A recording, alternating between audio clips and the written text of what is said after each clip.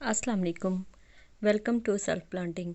आज का जो मेरा टॉपिक है वो एक सकुलेंट प्लांट है और बहुत ही खूबसूरत और बहुत ही फ़ायदे वाला प्लांट है। मैं इसके आपको फ़वाइद भी साथ साथ बताती जाऊंगी और इसके अलावा इसको लगाने का और उगाने का और इसकी केयर करने का तरीका भी बताऊंगी।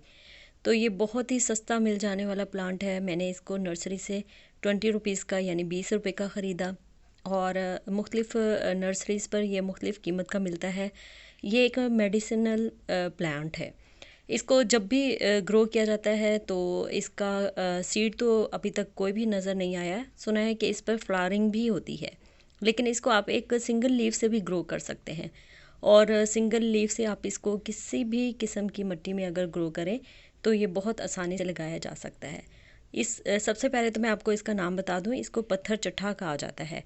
कहीं पर इसको पत्थर चट भी कहा जाता है, जो कि उर्दू में इसको बुलाया जाता है, क्योंकि इसके जो मेडिसिनल फ़वाइद हैं वो ये हैं। ये आप देख सकते हैं कि इसकी स्टेम जो है ये इतनी लंबी हो चुकी है एक छोटे से पॉट में। चाहे आप पॉट बड़ा लें या छोटा लें, किसी किस्म का भी पॉट होगा तो उसमें ये इजीली ग्रो हो जाता है। लो मेंटेनेंस प्लांट है।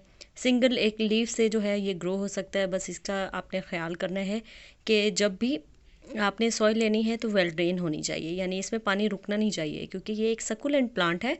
तो सकुलेंट प्लांट जितने भी होते हैं उनके लीव्स में, उनके स्टेम में पानी स्टोर होता है। ये वाटर स्टोर होने की वजह से अगर आप इसको पानी बहुत ज़्यादा दे देते हैं तो क्या होता है कि इसकी जो रूट्स होती हैं और स्टेम और लीव्स जो हैं वो फंगल इन्फेक्शन उस पर हो जाता है, अटैक हो जाता है मिली बग्स का।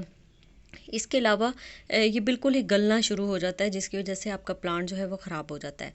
इसको जो है आप जब भी लगाएं तो लगाने के बाद आप ये देख सकते हैं कि इसके जो पीले पत्ते हैं वो मैंने इस तरह निकाले हैं। लेकिन ये समझाने के लिए कि देखें, अगर आप इस तरह से भी एक पत्ता रख देते हैं किसी भी पॉट में तो उसके हर नोड से, यानी जो हर किनारा है पत्ते का, वहाँ से एक एक बेबी प्लांट निकलना शुरू हो जाएगा। यानी इतने सारे न्यू प्लांट हर इसके जो कॉर्नर है वहाँ से निकलना शुरू हो जाएगा। तो आप इस तरह से इसको इजीली ग्रो कर सकते हैं।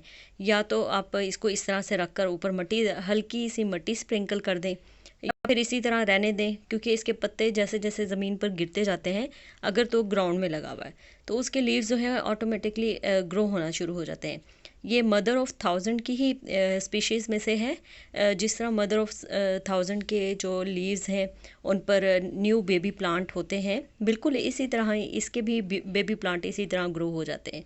तो मैंने कई दफ़ा एक्सपेरिमेंट किया, उसको मैंने पत्तों से यानी इसके जितने भी लीव्स थे गिरे, उनको उठाकर मैंने ज़मीन में लगा दिया तो वो एक नया प्लांट बन गया, यानी काफ़ी सारे प्लांट तैयार हो गए।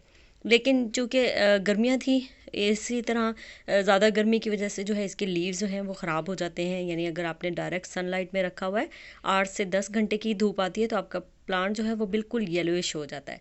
लेकिन अगर आपने सेमी शेड में, यानी किसी दीवार के या दरख्त के शेड में रखा हुआ है, तो आपका प्लांट जो है बहुत अच्छे तरीके से सर्वाइव करता रहता है। और गर्मियों में आप इसको एक टाइम भी पानी देते हैं तब भी ये सर्वाइव कर जाता है। ये बिल्कुल आउटडोर प्लांट है। इसको इंडोर अगर आप रख देते हैं तो कुछ दिनों के बाद इसकी जो पत्तों की सख्ती है वो कम होना शुरू हो जाती है। और कहा जाता है कि इसको ब्लड प्रेशर के, इसके पत्तों को जो है हकीम या डॉक्टर्स मेडिसिन की फील्ड में जो है इसको ब्लड प्रेशर की दवाइयों में इस्तेमाल किया जाता है। इसमें कितनी सदाकत है ये तो मैं नहीं जानती, लेकिन जब भी नर्सरी वाले से मैंने ये प्लांट ख़रीदा तो उसने मुझे यही बताया कि अगर इसका एक लीफ, यानी एक पत्ता जो है, अगर पथरी के, गुर्दे की पथरी के मरीज़ों को खिला दिया जाए डेली, निहार मुँह तो नहीं, लेकिन यह है कि अगर नाश्ता कराने के बाद एक पत्ता डेली चबा लिया जाए तो उससे ये होता है कि जो गुर्दे की पथरी होती है, यानी स्टोन्स होती हैं, वो ब्रेक होना शुरू हो जाती हैं, टूट जाती हैं और ख़ुद ब खुद जो है रिमूव हो जाती हैं, निकल जाती हैं। तो मैं नहीं जानती कि इसमें कितना सच है, लेकिन अगर आप लोग जानते हैं तो इसका इस्तेमाल जो है वो भी कर सकते हैं, लेकिन किसी डॉक्टर से पूछ कर। और इसके अलावा अगर आप इसकी सर्दियों में केयर करेंगे, यानी इसको धूप में रखिए फुल, तो ये खुश रहेगा। और गर्मियों में सिर्फ आपने इसको शेड में रखना है और 2 टाइम इसको पानी भी देना है।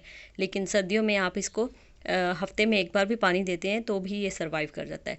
वेल ड्रेन सॉइल या किसी किस्म की भी, सिवाय चिकनी मिट्टी के, ये हर तरह की सॉइल को पसंद करता है और बहुत इजी टू ग्रो है और इजी टू केयर प्लांट है।